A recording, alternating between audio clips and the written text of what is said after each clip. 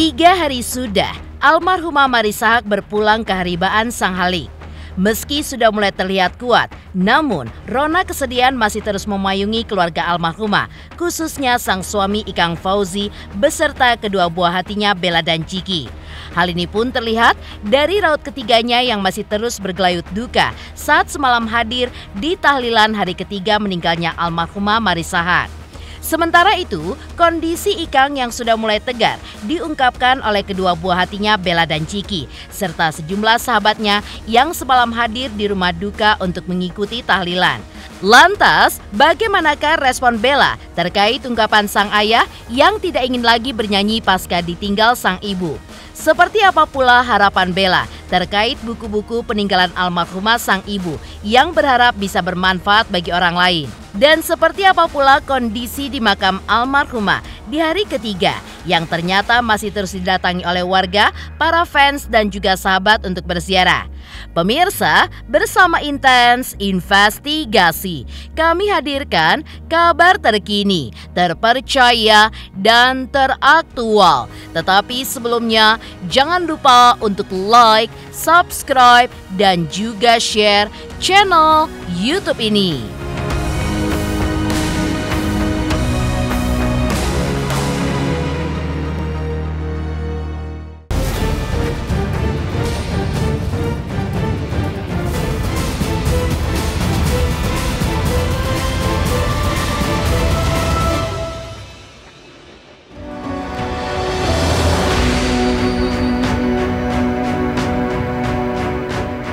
Memasuki hari ketiga meninggalnya sang istri tercinta Marissa Haque, rona kesedihan dan kabut duka masih terus memayungi keluarga almarhumah, khususnya sang suami Ikang Fauzi beserta kedua buah hatinya Bella dan Ciki.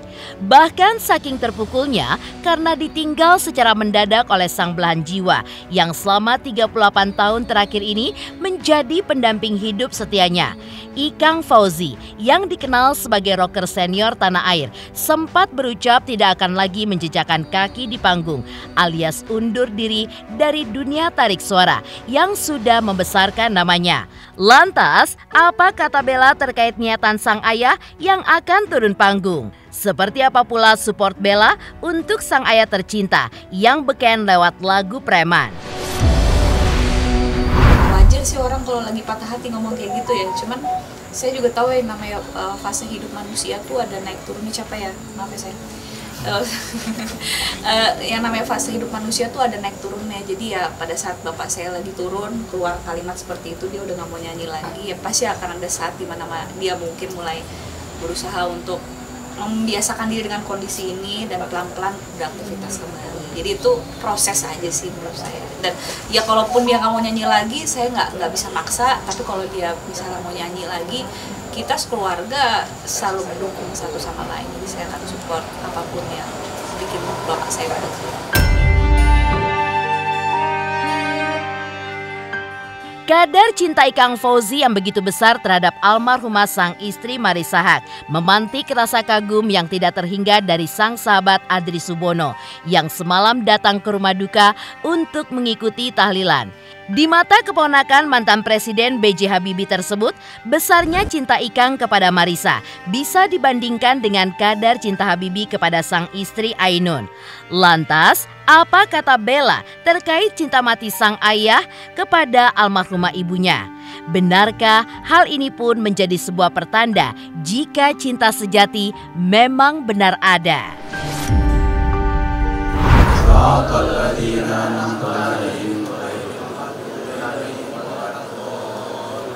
Iyyaka na'budu wa iyyaka nasta'in ihdinas siratal mustaqim. Kami sangat berharap doa yang tulus dari teman-teman yang ada di sini mendoakan istri tercinta kami, Marissa Grace binti Alan Haque. Ya, tadi juga Ikang berbicara bagaimana bangganya dia terhadap istrinya, bagaimana dia mencintai besar cintanya kepada istrinya, sehingga dia sempat juga memberikan nasihat kepada semua laki-laki, cintailah istrimu, dia bilang begitu ya, sangat luar biasa. Ini yang dulu saya ngeliat Ikang secara rocker, sekarang saya ngeliat Ikang yang ya seorang suami yang hebat. Bukan saya membandingkan ya, saya membandingkan dengan perjalanan hampir sama mirip dengan perjalanan cinta Habibie Ainun. Begitu besarnya cinta Pak Habibie kepada Ibu Ainun ya. Demikian juga begitu besarnya cinta Ikang kepada istrinya ya. Dan kelihatan sekali Ikang kehilangan istrinya dan sangat-sangat terpukul gitulah. Semoga aja bisa jadi contoh gitu ya buat kita semua bahwasannya emang cinta sejati itu ada, karena emang benar nih contohnya nih gitu, Masya Allah. Harus dijaga sih gitu. Bukannya tidak mungkin cinta sejati itu tidak ada.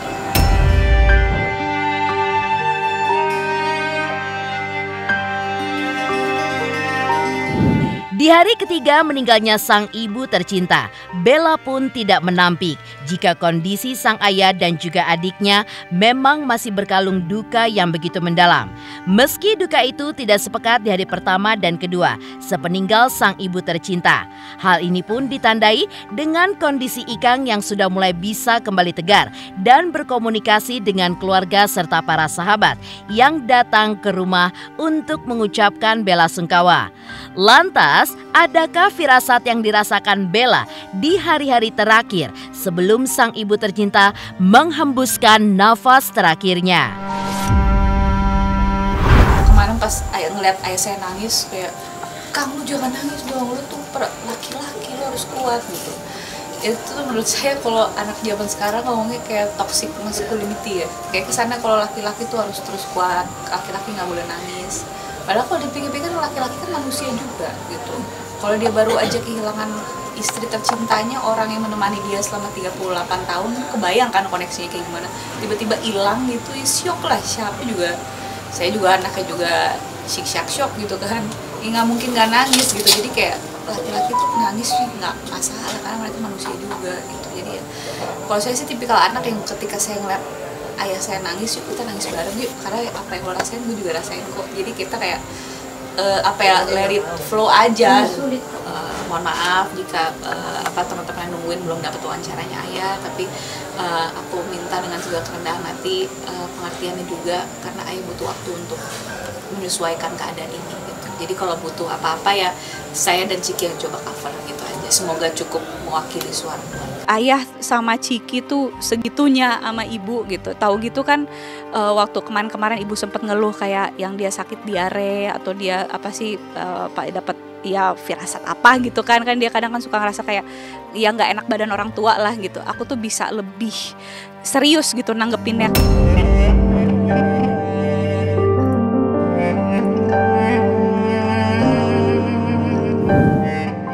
Sepeninggal sang ibu tercinta, sederet kenangan akan sosok almarhumah pun seketika muncul di memori kakak beradik Bella dan Ciki. Mulai dari sang ibu yang sempat memberikan mukena ke orang rumah hingga pertanda kematian yang tersirat acap disampaikan oleh almarhumah. Termasuk keinginannya untuk meninggal di usia 60 tahun dan secara tiba-tiba agar tidak menyusahkan orang lain. Di mana semua keinginan itu ternyata terkabul lantaran sang ibu meninggal tanpa rasa sakit serta dalam kondisi yang terlihat happy yang tergambar dari kondisi jenazah almarhumah yang dalam keadaan tersenyum dan terlihat sangat cantik. Lantas benarkah semasa hidupnya almarhumah pun juga sempat berwasiat kepada keluarga jika meninggal ia pun ingin dimakamkan di TPU Tanah Kusir? Lalu apa alasannya? Mimpinya dia tuh emang kayaknya dia nggak kepengen ketuaan gitu. Jadi kayak mungkin ya 60-an something. Dan dia nggak mau meninggalnya tuh nyusahin. Jadi ya udah kalau emang udah waktunya ambil aja ya Allah, jangan gak usah lewat sakit-sakit dulu. Karena kata dia percuma hidup kalau sakit gitu. Kalau misalnya emang udah waktunya mending dipermudah aja gitu. Dia kayaknya pengennya emang begitu, dia pernah ngomong soalnya. Tapi ternyata mungkin Allah dengar doa dia kali ya gitu. Jadi benar-benar kayak dimudahin banget, kayak lagi tidur aja gitu. Dan Masya Allah cantik banget ibuku tuh. Mungkin dia happy kali ya, apa jangan-jangan dia udah lebih happy di sana gitu. Oke, kita harus belajar mengikhlaskan gitu deh, itu berat banget guys. Kenapa mungkin maunya di Tanah Kusir? Katanya biar anak-anak sering ngunjungin. Kalau di Karet jauh. Dekat sama rumah. Bahasanya begitu kata dekat sama rumah. Kalau misalnya di Karet jauh. Karet karena kami punya kuburan keluarga Karet. ayah saya. Jadi kayaknya terlalu jauh. Jadi Kalau tinggal di Bintaro, sekalian jalan pulang mungkin Ikang sekalian mampir lihat istrinya begitu. Kalau ditanya kehilangan saudara, patah hatinya. Beda sama suasana patah hati yang lainnya. Karena kalau bersaudara itu saya sama Ica karena usianya 2 tahun lebih, sehingga kedekatan dalam proses tumbuhnya itu bersama.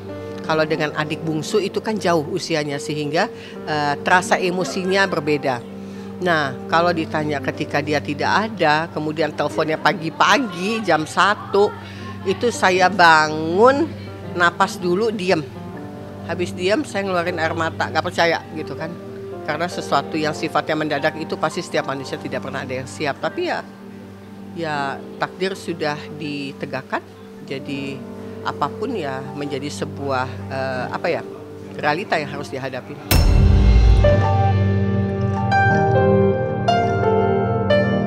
Ciki Fauzi kembali bercerita terkait detik-detik sang ayah menemukan kondisi ibunya yang sudah kaku di tempat tidur. Saat itu, Ciki pun melihat ayahnya masih sempat mencoba mengangkat tubuh ibunya yang tidur dalam kondisi terlentang, namun dengan keadaan kaki dan juga tangan yang sudah dingin, serta bibir yang sudah membiru. Sementara kitab suci Al-Quran yang memang terbiasa dibaca sang ibu jelang tidur terletak di samping tubuhnya. Lantas, bagaimana paniknya Ciki dan juga Ikang ketika mendapati kondisi almarhumah yang telah kaku? Benarkah Ciki pun juga sempat menciumi dan menepuk-nepuk pipi sang ibu untuk membangunkannya? Iya, banyak pada bilang gitu sih, Bel. Itu ya ibu lo meninggal tuh dengan cara yang orang banyak banget mau gitu. Karena nggak banyak orang yang tidur gitu. Iya, meninggal dalam tidur itu katanya meninggal yang paling enak katanya. Tidur baca Quran. Baca Quran, iya, Masya Allah, sama banyak buku-buku gitu. Iya, astagfirullah. Tapi gue yang nemuin ibu nggak bernyawa, Mbak. Iya. Kebayang gue. Sama ayah dulu ya? Iya. Terus kan ayah manggil gue, kayak gue ngeliat gitu, kayak lagi tidur kayak gitu, gue nggak siap. Iya. Gue tiba nih Bu pakai gue buat gue dengerin jantungnya. Gitu. Cuma ibu emang punya kebiasaan baca Quran kan. Iya, jadi tidur lagi baca Quran meninggal. Aku sampai ibu. Ya aku langsung ciumin pipinya, tapi aku ini bangun gitu, tapi aku isep gitu kayak sedih gimana. Aku pengen mengabadikan, karena aku tahu ini kayak ibu udah nggak ada deh. Aku langsung taruh kepala aku tuh naik di atas ibu, ngangkut bu, bangun jangan bercanda Bu. Tapi bener-bener udah gitu. Kuping aku taruh ini nggak ada nih, terus kakinya dingin. Ayah ini gimana? Ada gimana kita bawa ibu. Kayak aku berdua aja sama ayahku, kakakku lagi mandi kan, emang itu saat-saat udah istirahat gitu.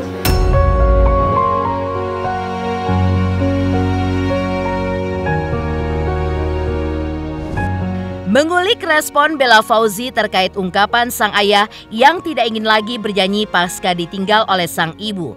Lantas apa harapan Bella terkait buku-buku peninggalan almarhumah sang ibu? Benarkah Bella pun juga berharap agar buku-buku itu kelak bisa bermanfaat bagi orang lain?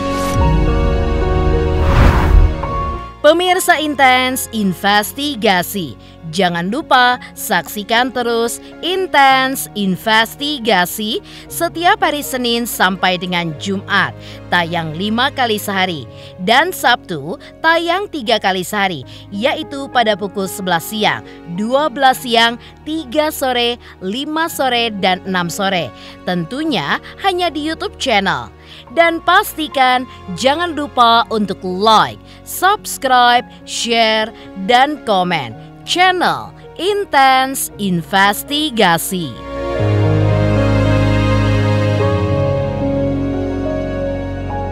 Hai, aku Feby Marcelia mau ngingetin jangan lupa saksikan Intens setiap hari Senin sampai Jumat 5 kali sehari dan hari Sabtu 3 kali sehari. Dan jangan lupa juga di like, komen, dan subscribe. Bye-bye.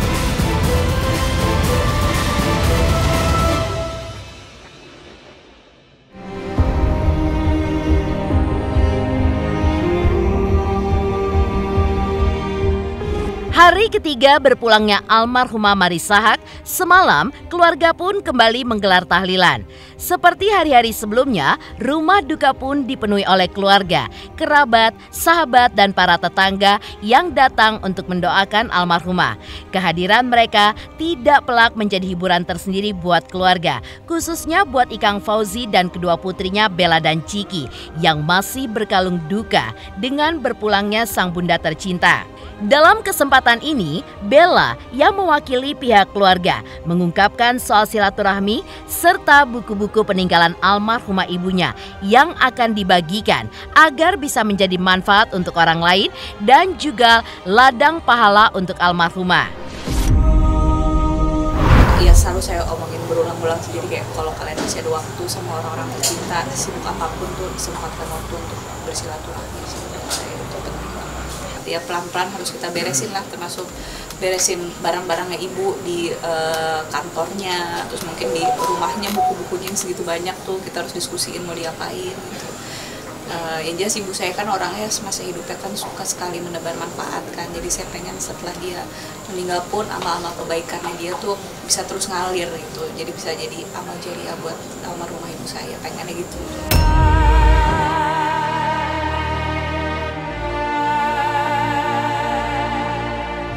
Selama hidupnya, ada banyak kenangan yang tersimpan di ingatan kakak beradik Bella dan Ciki terkait sosok sang ibu tercinta, termasuk soal kedisiplinan serta pembawaannya yang begitu resik saat berada di rumah. Bahkan untuk urusan meja makan saja, almarhumah pun begitu perhatian. Lantaran dari meja makan itulah, menurut almarhumah, eratnya hubungan kekeluargaan pun bisa tercipta. Kalau aku lagi berdua sama ibu, kalau ibu lagi meninggal, kalau ibu udah meninggal, ini perhatiannya sama meja makan udah selalu bersih, clean table, terus toples selalu diisi kerupuk-kerupuk kesukaan ayah, yang gitu-gitu. Pastilah, ibu aku tuh orang Masya Allah kalau di rumah tuh resik banget, dia kayak suka bersih-bersih, nyiram-nyiram tanaman. Even kalau ada, sampai suka dibecandain kan sama orang yang pernah kerja sama ibu tuh ya, kalau meja nih, jadi misalnya ini meja, masih kotor nih gitu, orangnya tuh resik banget. Terus kayak kalau misalnya ada yang miring-miring dikit harus dilurusin gitu. Kalau ngasih pisau tuh nggak boleh kayak orang nodong, tapi harus dikasih ganggangnya. Orangnya tuh sangat-sangat penuh etiket gitu.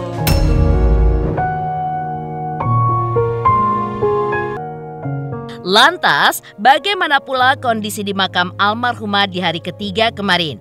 Benarkah masih banyak warga, fans, dan juga para sahabat yang datang untuk berziarah? Pemirsa Intens Investigasi, jangan lupa saksikan terus Intens Investigasi setiap hari Senin sampai dengan Jumat, tayang 5 kali sehari, dan Sabtu tayang 3 kali sehari, yaitu pada pukul 11 siang, 12 siang, 3 sore, 5 sore, dan 6 sore. Tentunya hanya di YouTube channel. Dan pastikan jangan lupa untuk like, subscribe, share, dan komen channel Intens Investigasi.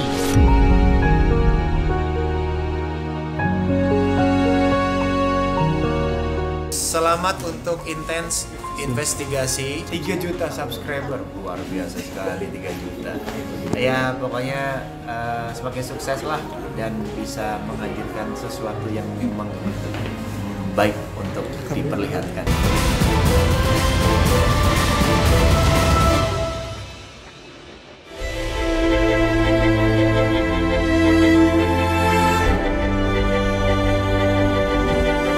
Setali 3 uang dengan rumah duka, makam almarhumah di TPU Tanah Kusir, Jakarta Selatan sejak hari kedua dan juga hari ketiga kemarin terus diziarahi oleh warga, fans, dan juga para sahabat.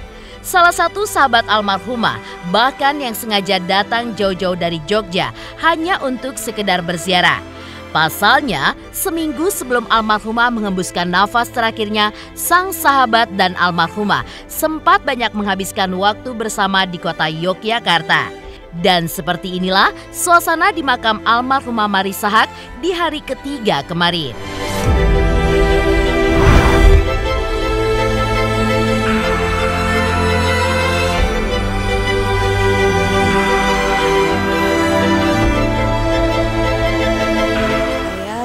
Jogja, Mas. Saya dengan beliau itu sudah bersahabat lama sekali sebetulnya ya. Dari tahun 2000, sekitar tahun 2012 gitu sampai sekarang. Jadi kemarin, seminggu kemarin tanggal 25 sampai tanggal 28 kan beliau ada di Jogja. Dan beliau bersama saya terus gitu. Kita membuat konten di Fakultas Ekonomi UGM, di mana beliau itu menimba ilmu tentang manajemen dan bisnis itu di Fakultas Ekonomi UGM, MBA program. Saya termasuk pengagum beliau ya. Jadi kami mewakili Ikatan Keluarga Minang Sumatera Barat yang berada di Jakarta turut berduka cita dan mengucapkan innalillahi wa inna ilaihi raji'un. Semoga saudara kita bisa ditempatkan di tempat terbaik di sisinya.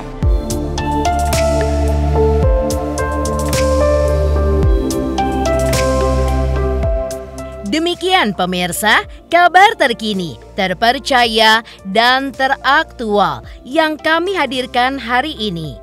Saksikan terus Intens Investigasi setiap hari Senin sampai dengan Jumat, tayang 5 kali sehari dan Sabtu tayang 3 kali sehari, yaitu pada pukul 11 siang, 12 siang, 3 sore, dan 6 sore. Tentunya hanya di YouTube channel.